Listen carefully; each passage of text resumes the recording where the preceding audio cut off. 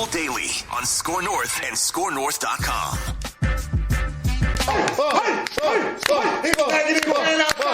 But we got a team in here. And this is like a chant. Now every time up here we go. Let's go. Let's go.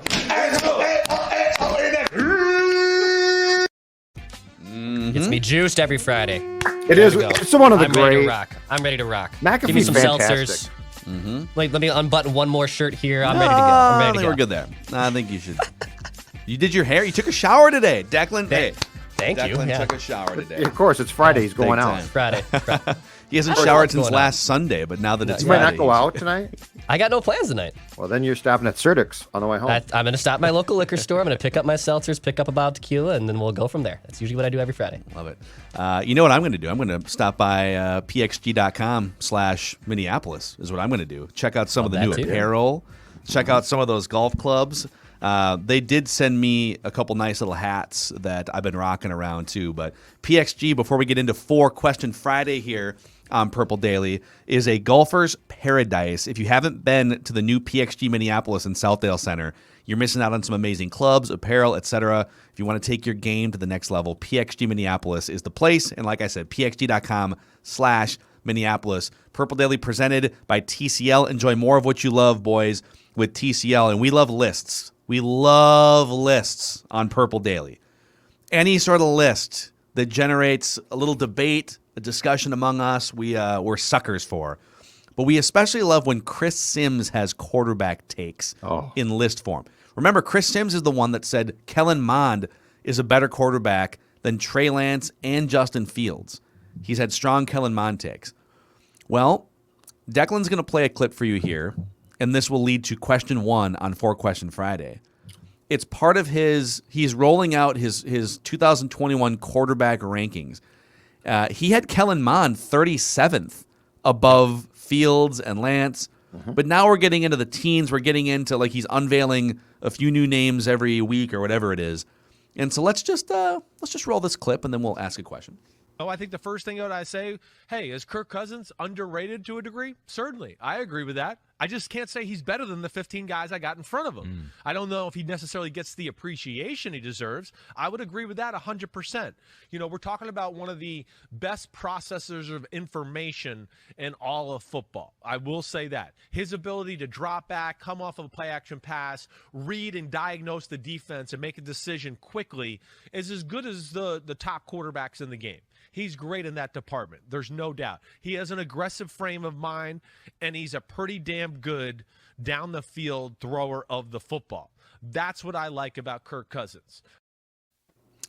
So in case you missed the little line he threw in there about 15 quarterbacks above Cousins, Chris Sims has Kirk Cousins ranked as the 16th best quarterback heading into 2021. We know that he has Matt Ryan 15th, Derek Carr 14th, and Baker Mayfield 13th. We don't know the order of his top 12 quarterbacks yet. Is it fair to have Kirk Cousins 16th? Oh, boy. Is it fair? Probably. Is it where I have him? No. I think he is a fringe top 10 quarterback. On his best day, he probably gets to 9 or 10. And ordinarily, just across the board, I think I ordinarily have him at like 12. Sims a year ago had him 13, and I think we had a long discussion about that one, you guys, and completely agreed that 13 was fair. He had Kirk had a terrible first 6 games the 2020 season. We all saw that. I think he had 11 touchdown passes and 10 picks in that time, but he only threw 3 more picks the rest of the season.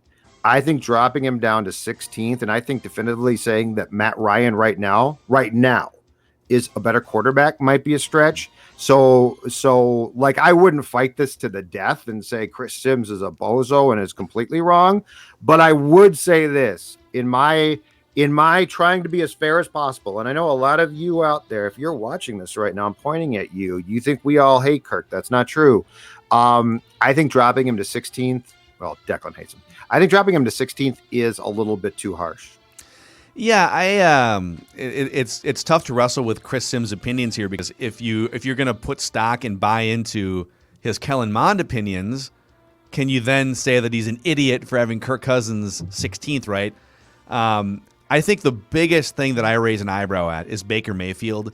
The Browns, by all accounts, have had a top 3 offensive line for a number of years now. They have really good weapons. I feel like Baker Mayfield is less of a driving force for that offense, and he's more just along for the ride. He's not along for the ride in the way that Ponder was, where Ponder's like dragging off the back of the car, just like trying to hang on like Indiana Jones and Raiders of the Lost Ark. Mayfield's in the car. He's hanging out. He's in the passenger seat, but Baker Mayfield isn't the driving reason why that offense is good in Cleveland right now anyways. So I totally disagree with that one. So I've got Cousins 13th, and we did my rankings on this, I think, like 3-4 weeks ago. I got Mahomes, Wilson, Rodgers, Brady, Josh Allen, Deshaun Watson, Lamar Jackson, Justin Herbert, Kyler Murray. I think Joe Burrow jumps into that mix, so I had him 10.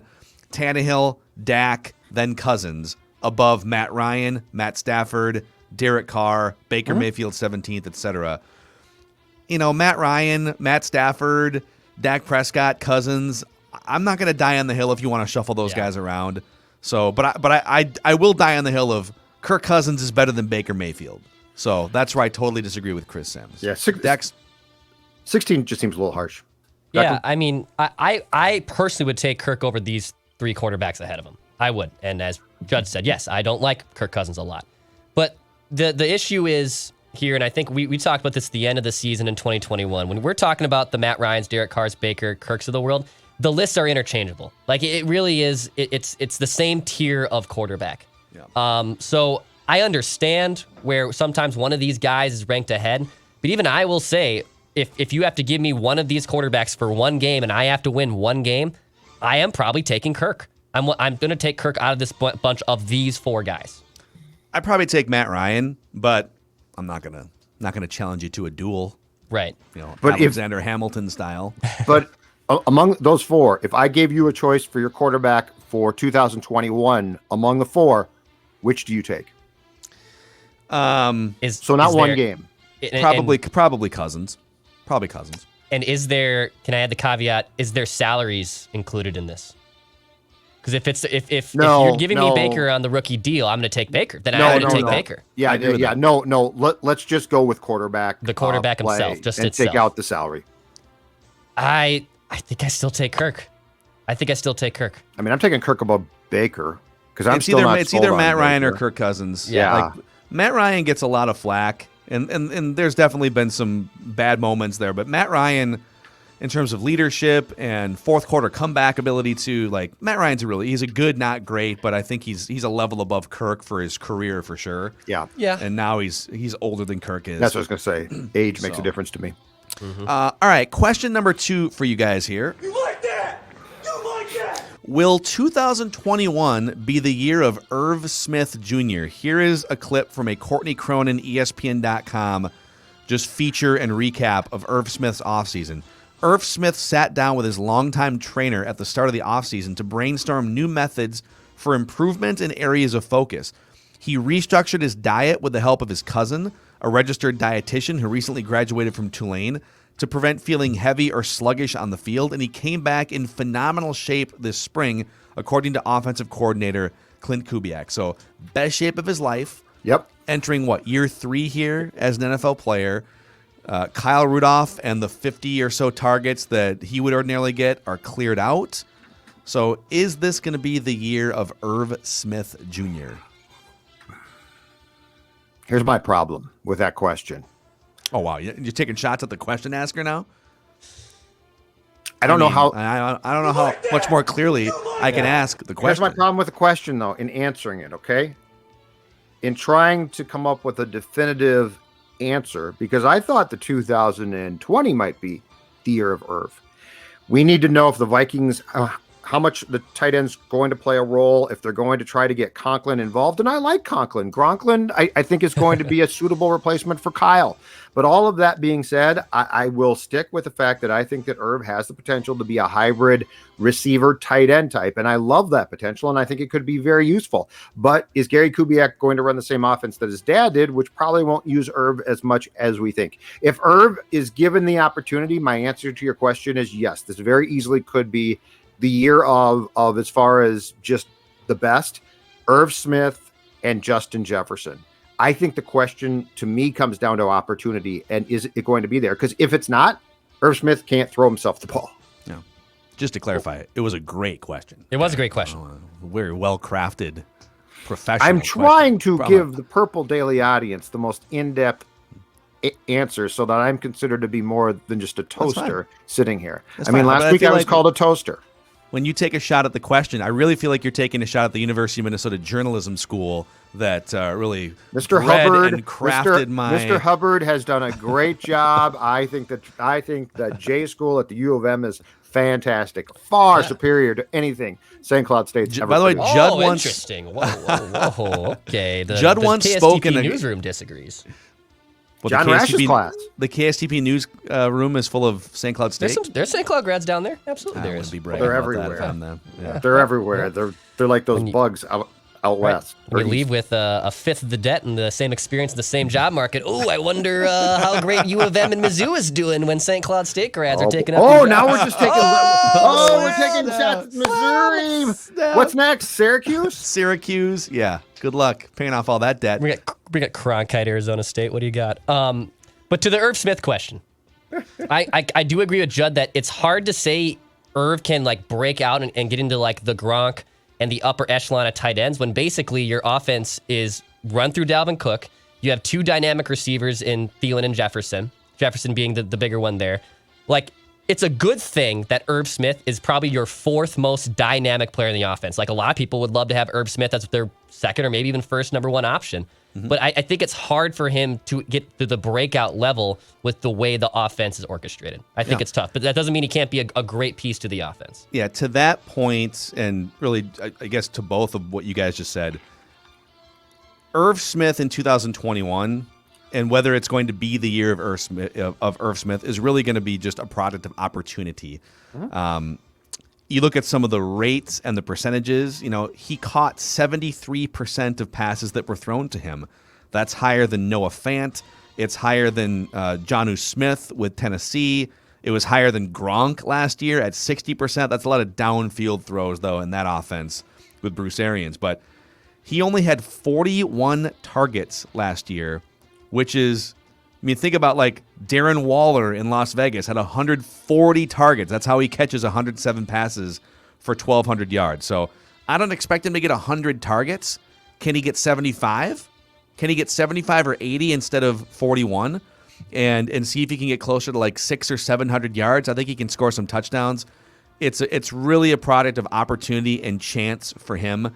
And if he gets more chances, he will get closer to that second tier of tight ends. I think it's going to happen. There's also a good chance that, like, Thielen's gotten banged up quite a bit the last few years. I don't think Thielen plays all 17 games. So if all of a sudden he's out, it's possible Irv Smith could be your third target for the season and your second target if and when Thielen goes down with an injury. So something to note. All right, question number 3 here. Presented by our friends at Federated Mutual Insurance Company. I guess what I'm saying is if Thielen goes down with an injury, the Vikings are going to need some insurance for that second target spot. Yes. And that's what Federated provides. Peace of mind. Not tight end options, but they provide peace of mind for business owners out there. And listen, like we're into severe weather season in the Twin Cities. Electrical outages can happen and they can interrupt your business, whether it's computer systems, machinery, phone systems. Federated has great resources to help you plan ahead for weather emergencies. Find out more at federatedinsurance.com. And remember, at Federated, it's our business to protect yours. You like that? You like that? Question 3, boys. The college football playoff is reportedly considering expanding from 4 teams to 12 teams. And it would be the 6 highest ranked conference champions. So I don't know how many conferences there are right now, but if you win your conference, the 6 highest ranked conference champions, and then the 7th one would have to be still ranked high enough to get a chance. But so the 6 highest ranked conference champions and the 6 remaining highest ranked teams would make up the 12. Are you guys down for this?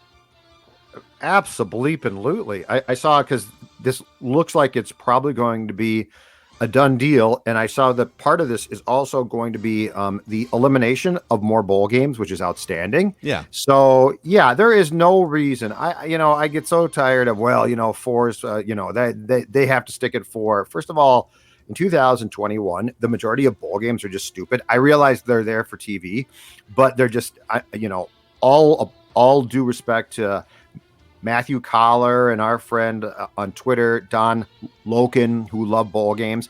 They're crap. So, like, you just if you're the 2 people that love the Boise State Bowl or whatever, exactly. the Idaho The Potato Blue Bowl. Field. Meineke Car Bowl. The Blue Field in Boise State. But anyway, the point being is, give me playoff college football. It's time for it. 4 teams is too few. You know what? It's still going to spark great debates. It's still going to be fun, and the best teams will win. But I'd much rather see a game presented under the guise of a playoff game than some stupid bowl game that I don't care about. I'll probably watch the playoff game. Two-face answer to this. Number one, I can admit I don't get down with college football. It's boring to me. It takes 5 hours. It's on Saturday. I'm spending all Sunday watching football. There's a lot of things to me. I never grew up a Gopher football fan. Like, I've never gravitated towards college football, so I don't really get into it. However, I do think the 12-team format is a lot better than the 4-team format, and if we can eliminate those meaningless bowl games, I'm down for it. I am down for it. I think it's a good idea for college football. And also, last point, I think Phil will gravitate towards this too. I know a lot of Notre Dame fans are pissed because they're not in a conference, right? And they're going to be like, they won't be able to get the bye, right?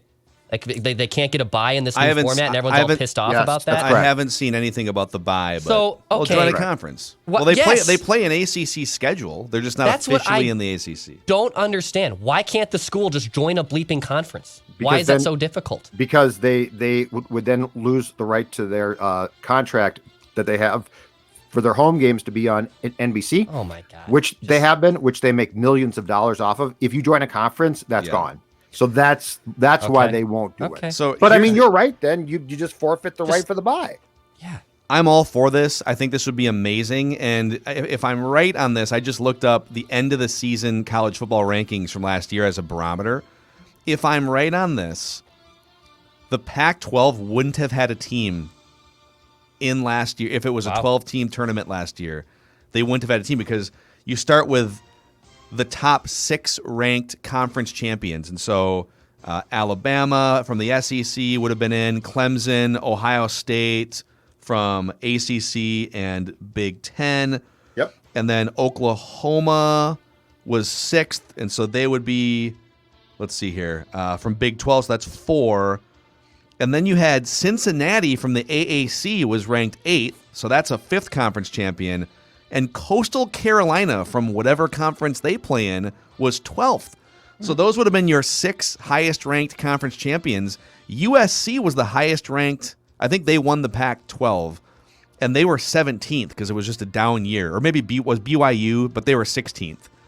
So you would have had a Pac-12-less 12-team tournament last year, and then the other teams would have been like Notre Dame, Texas A&M, Florida, Georgia, and I believe either Ohio State or Indiana also would have gotten in because Indiana finished 11th in this. I'm all for it. It would be super fun. And I would, for teams like Coastal Carolina and Cincinnati that constantly complain like, well, we just went undefeated in our week schedule. Like, give us a chance. All right, cool. You're going to play Alabama. And you're asking. All right, Coastal Carolina, you're playing Ohio State in the first round. Let's see what happens, right? So Yes. I'm all for it. You like that? You like that? All right, question number 4 here. Would you guys rather? It's our weekly Would You Rather question. I love this. Would you rather live in a world where you dance instead of walk or sing instead of talk? Oh, I would far prefer this. Again, these are always so simple for me. I would far prefer to sing rather than talk than to ever have to Really? dance Really? instead of Really? walk. Oh I'm yeah. shocked by this. Oh well. First of all, I can't dance, so that would suck. But that's Second of all, that's like part of the lore. in a world where you have two choices. But I mean, think about it. If you could sing your life, it'd be fantastic. I'm going to the grocery store, gonna pick up some milk and bread. Bum, bum, bum. Did you see that Twins game last night? Nelson Cruz hit a big home run. Too bad it's too late. It's too late. It's too late. It's too late. Yeah, I mean, I'd rather sing than talk. Yeah, and I can't dance.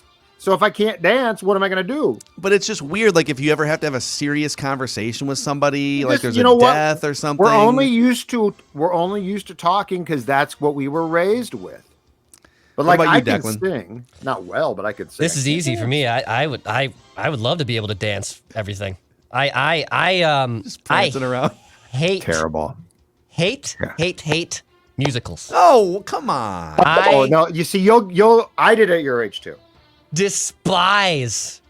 despise with a fiery passion musicals. So you haven't seen Hamilton?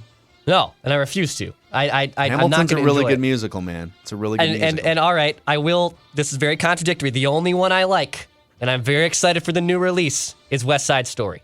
That's the only one I like. I love the original West Side Story because it's Romeo and Juliet in a ghetto version. I love the story of it. I love the but story of it. Then don't you think that if you love that one, that there might be more No. potential musicals you'd No. enjoy? No, I would not. See, Can I I feel like give you you- should give him a chance. I like musical. Can I give you a couple? I'm going to give you one that really opened my eyes to musicals when I was young. Okay. Fun in Acapulco with Elvis Presley. Elvis, I want you to watch Fun in Acapulco with Elvis, Elvis Presley. is great. Okay. Maybe. Check it out. We'll see. Good stuff. We'll see. But yes, Sound, I'd rather Sound dance. of Music. There's some classic ones out there, man. God, Yeah, No, I'd there's rather go to school. Really? No. Yes. I'd rather go back to school. I used to No. feel like you did it, and then I saw some, and I was like, that's pretty damn good. Is Pitch Perfect a musical? No. I don't. Not really, right? It's I a don't count movie that as about basically a Glee club, Yes. essentially. So Yes, that's very different. What about the I show didn't do Glee? Pitch You Perfect. never got into the show Glee? It was okay. My mom liked it. I saw some episodes here and there. John Jay Lynch watched was it. awesome. Yeah, Jay I got Lynch was tired great. of it though. Too many No, problems. it would be awesome to dance. Everything is dancing, and like I just assume in this world that everyone can dance too. No, I can't Yeah. dance at all. Listen, I'll break the tie. I'm with Judd on this one. I just want to sing everywhere. Let's hear it. Let's make Declan sing more. It's I don't hilarious want when he to gets mad. sing. It's not funny, and I would rather dance.